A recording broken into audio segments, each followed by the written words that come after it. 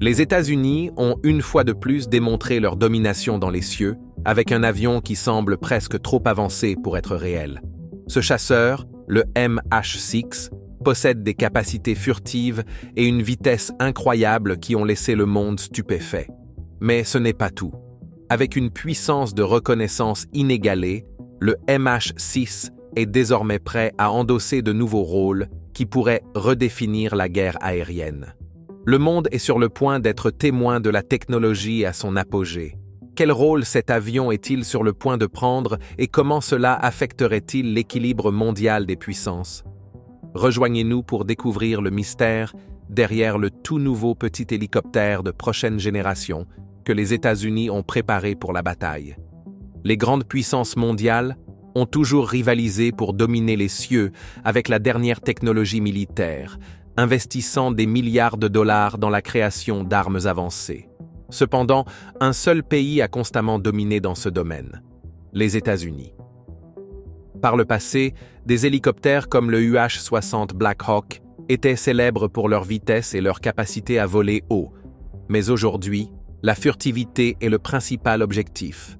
Et les États-Unis sont également à la tête de cette course. Les États-Unis ont récemment dévoilé une merveille technologique encore plus sophistiquée que le UH-60 Black Hawk.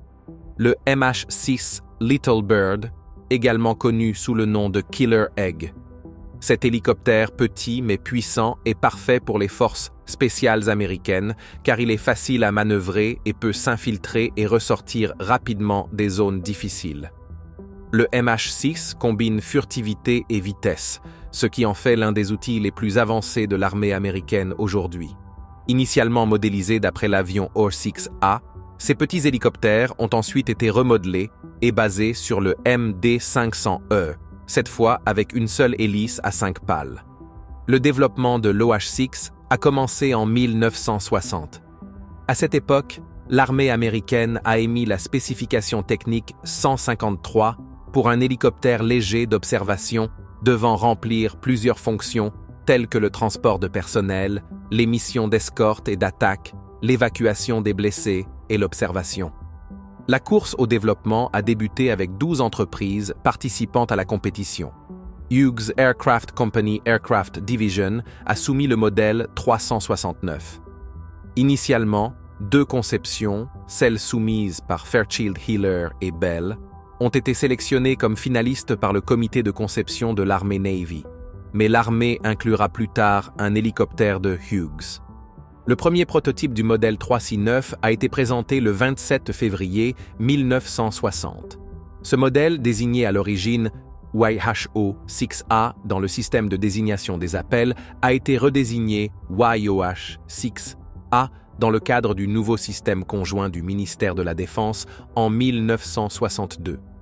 5 prototypes ont été construits, chacun équipé d'un moteur Allison T-63A de 2 chevaux, affecté à l'armée américaine à Fort Novosel, en Alabama. L'idée était de faire concourir l'avion contre le prototype AH-6 proposé par Bell et Fairchild Hiller. Finalement, Hughes remporta la compétition et le contrat de production fut attribué à Hughes par l'armée en mai. La commande initiale était de 714 appareils, mais ce nombre fut plus tard porté à 1300 avec une option d'achat supplémentaire de 114. 60 hélicoptères furent construits dans le premier mois. Cet hélicoptère agile et non armé est équipé de banquettes extérieures conçues pour transporter jusqu'à 3 opérateurs de chaque côté. Peint en noir pour les opérations de nuit, cet hélicoptère de petite taille peut effectuer des insertions et des extractions rapides de forces d'opération spéciales dans des zones que son homologue plus grand, le MH-60 Black Hawk, ne peut pas infiltrer. Mais quelque chose allait changer toute la dynamique des aéronefs, l'échec de 1980. Après l'échec d'opération Eagle Claw en avril 1980, dans lequel des pilotes de la marine et des hélicoptères de la Navy étaient utilisés, il a été déterminé que l'armée américaine était déficiente dans certains domaines. Elle manquait d'avions et de personnel formés et préparés à réaliser des missions d'opération spéciales. Dans un effort pour remédier rapidement à cette lacune, l'armée a commencé à développer une force d'aviation spéciale, pour se préparer à la prochaine tentative de sauvetage des otages, l'opération Credible Sport. L'avion furtif a été déployé dans certaines missions. Le 170e régiment d'aviation des opérations spéciales de l'armée des États-Unis, également connu sous le nom de Night Stalkers, est une force d'opération spéciale qui fournit un soutien en aviation hélicoptère pour les forces à usage général et aussi pour les forces d'opération spéciales. Il a réaffirmé l'utilisation polyvalente de l'avion furtif. Ces missions ont inclus des attaques, des assauts et de la reconnaissance, généralement menées de nuit, à grande vitesse, à basse altitude et à court préavis. Les architectes de la Task Force ont identifié le besoin d'un petit hélicoptère capable d'atterrir dans les endroits les plus restrictifs et qui pourrait être facilement transporté par des transporteurs aériens de l'armée de l'air. À cette fin, ils ont choisi l'hélicoptère de reconnaissance O-6A et lui ont donné son surnom, Little Bird, en raison de sa taille comparée aux autres aéronefs de la Task Force, le UH-60A et le CH-47C. Dans le cadre du projet, des OH-6A armés étaient en développement à Fort Novosel, en Alabama. Les pilotes sélectionnés pour piloter les hélicoptères OH-6A provenaient du 229e bataillon d'hélicoptères d'attaque et ont été envoyés au Mississippi Army National Guard's Army Aviation Support Facility à Gulfport, Mississippi, pour 2 semaines de formation de qualification sur l'appareil. Cela permettait de s'assurer qu'ils étaient bien formés pour piloter l'appareil. Une fois la formation terminée, des C-141 ont été utilisés pour transporter les appareils et les équipages à Fort Huachuca, en Arizona, pour 2 semaines de formation aux missions. Les origines du Little Bird remontent à son rôle initial d'hélicoptère de reconnaissance pour les unités blindées de l'armée.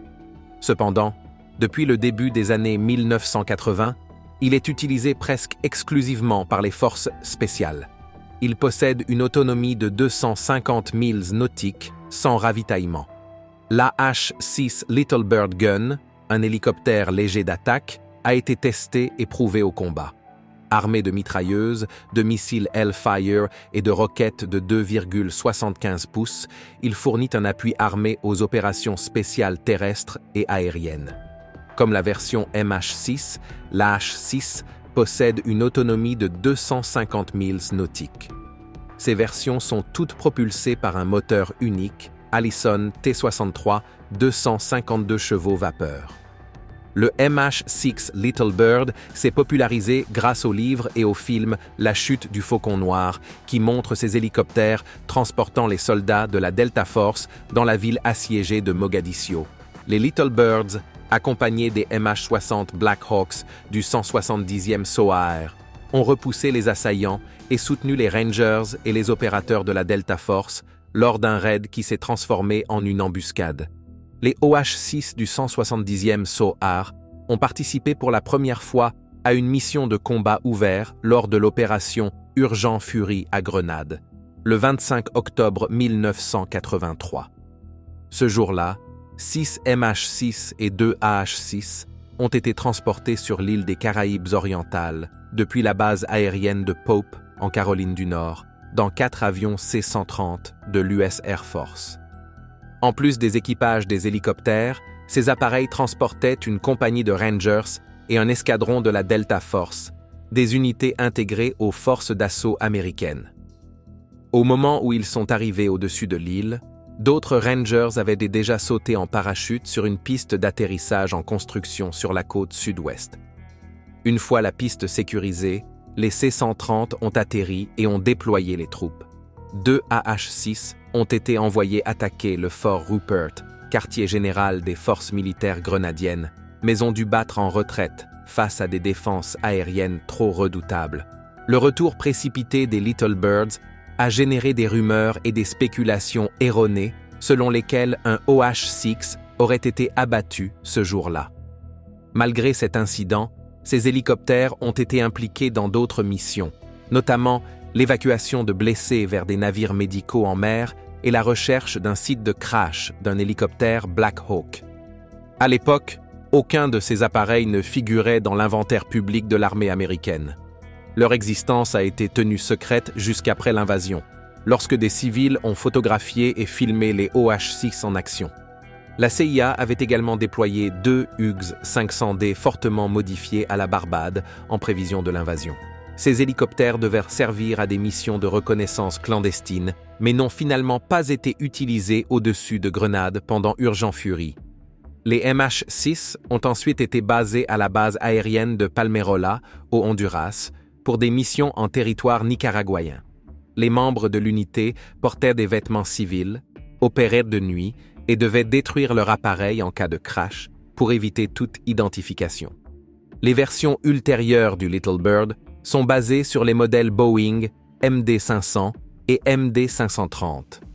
La dernière version, l'AH-6 et le MH-6J, développés à partir du MD-530F, disposent d'un moteur plus puissant et d'une avionique améliorée, incluant un système de navigation GPS inertiel intégré et une caméra infrarouge frontale, FLIR. L'AH-6J peut être armé de 2 lance-roquettes de 7 tubes de 2,75 pouces, de 2 miniguns de 7,62 ainsi que de mitrailleuses de calibre 50, de lance-grenades MK-19 de 40 000, de missiles Hellfire et de missiles RR Stinger. Le 24 juillet 1987, un pétrolier koweïtien battant pavillon américain, le Bridgeton, escorté par des navires de guerre de l'US Navy, a heurté une mine dans le golfe Persique. Cela a révélé la nécessité de moyens aériens supplémentaires pour protéger les navires marchands. Une nouvelle fois, le MH-6 a été déployé. L'armée américaine a envoyé des MH-6 et AH-6 du 170e SOAR pour assurer des missions de surveillance et de patrouille dans le cadre de l'opération Prime Chance. 2 MH-6 et 4 AH-6 ont été initialement affectés sous la désignation Détachement 160 Aviation Group. Les MH-6 étaient équipés d'un système infrarouge avant, FLIR, et d'un enregistreur vidéo, ce qui leur permettait de détecter et d'identifier des cibles avant d'orienter les AH-6 armés. Ces derniers étaient dotés de miniguns de 7,62 mm et de roquettes de 2,75 pouces. Dans la nuit du 21 septembre 1987, le capitaine du USS Jarrett a lancé une équipe Sea-Bat comprenant un MH-6 et 2 AH-6 pour enquêter sur des activités suspectes de mouillage de mines iraniennes. L'équipe a repéré l'Iran Hajr, un navire amphibie équipé de rampes de pose de mines.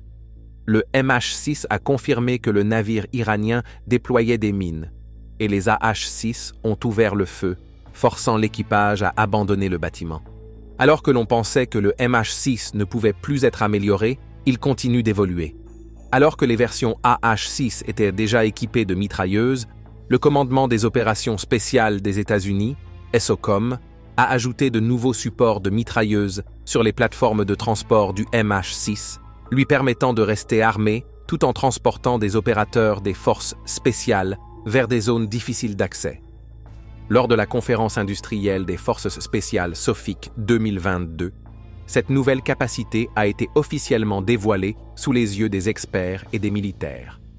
Pendant la démonstration, le 170e SOAR, mieux connu sous le nom de Night Stalkers, a mis en action le redoutable Killer Egg au-dessus de la baie de Tampa, prouvant une fois de plus sa polyvalence et son efficacité redoutable.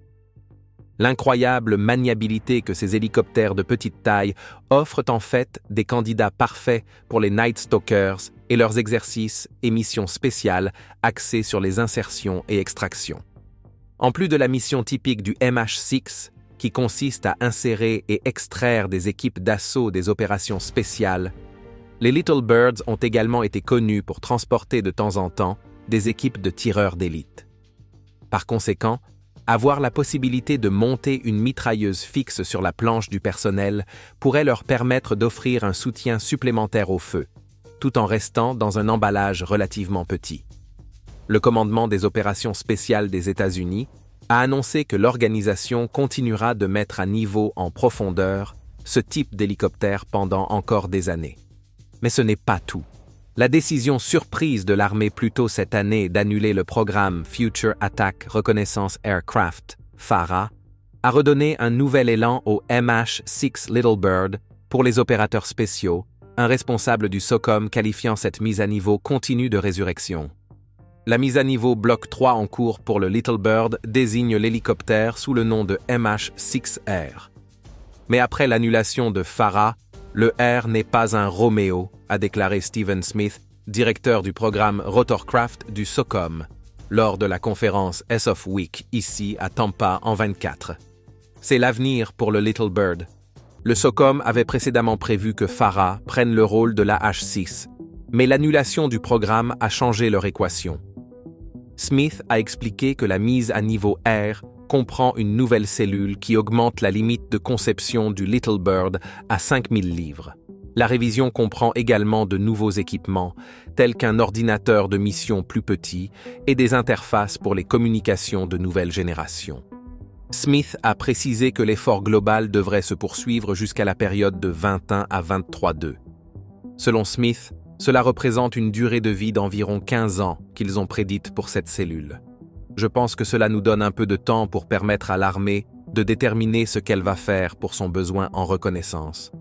Donc, Farah a été annulé, mais le besoin lui-même d'avoir quelque chose capable de voir, de détecter et de fixer les adversaires au-delà de l'horizon existe toujours. Et donc, que ce soit par des systèmes sans pilote ou une sorte d'équipe homme sans pilote, il y aura du temps pour résoudre cela. Ensuite, des changements progressifs seront effectués en cours de route. L'annulation de Farah n'est pas la seule conséquence aéronautique du bouleversement des rotorcraft de l'armée. Smith a déclaré que le SOCOM ressent également les effets de la décision de l'armée de retarder la production du programme d'amélioration du moteur à turbine, ITEP. Le commandement s'attendait à intégrer l'ITEP pour ses hélicoptères spécialisés MH-60M Black Hawk, fabriqués par la filiale Sikorsky de Lockheed Martin. Bien que des plateformes comme le Black Hawk puissent désormais devoir rester en service jusqu'en 2050 ou plus, Smith a tout de même souligné la valeur de l'effort plus large de l'armée, le Future Vertical Lift, FVL, qui englobe d'autres éléments, comme le Future Long Range Assault Aircraft en développement. Plus précisément, Smith a décrit la valeur de l'écosystème FVL qui, selon lui, était compté sur par le SOCOM pour de nouvelles améliorations comme une architecture ouverte et modulaire qui pourrait aider à favoriser des objectifs comme un cockpit d'hélicoptère commun pour l'armée. Cette fonctionnalité est attendue pour les futurs aéronefs, et bien que le SOCOM la souhaite pour les plateformes existantes, le commandement n'est pas encore sûr de la manière dont cela fonctionnerait. Le commandement a de nombreuses ambitions, mais un budget limité restreint ce qui est réaliste. Une chose est certaine, le SOCOM ne peut pas faire cela seul. Un coup d'œil au pourcentage du budget du SOCOM par rapport au budget global de la défense nationale montre qu'il est assez petit. Un investissement est donc nécessaire dans les bonnes technologies pour déployer des capacités pleinement opérationnelles. Un autre aéronef qui mérite d'être mentionné est également l'AH-6. Le Boeing AH-6 est une série d'hélicoptères légers d'attaque armée inspirés du MH-6 Little Bird et de la famille MD-500. Le démonstrateur Unmanned Little Bird, que Boeing a développé à partir d'un MD-534F civil, a effectué son premier vol le 8 septembre 2004. L'aéronef a également effectué son premier vol autonome le 16 octobre 2004.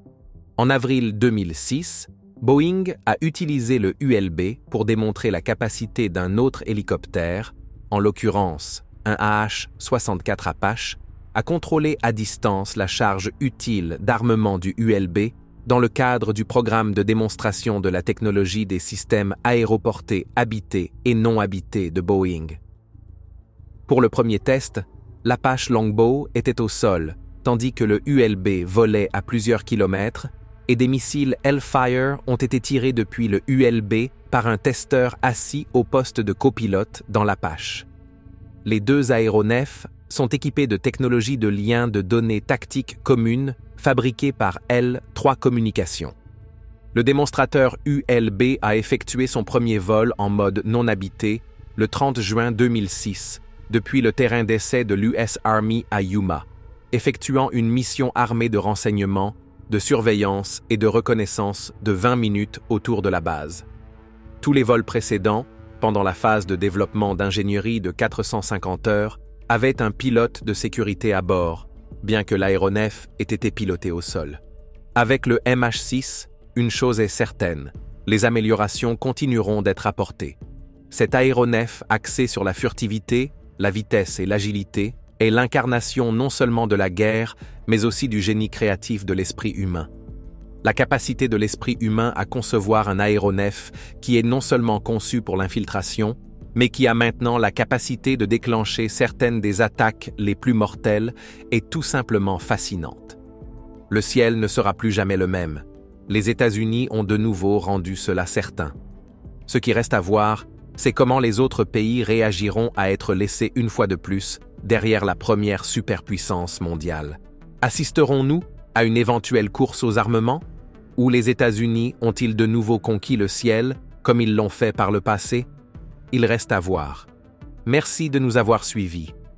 Tant que vous êtes encore là, cliquez sur le lien qui apparaît sur votre écran pour consulter une autre de nos vidéos. À bientôt.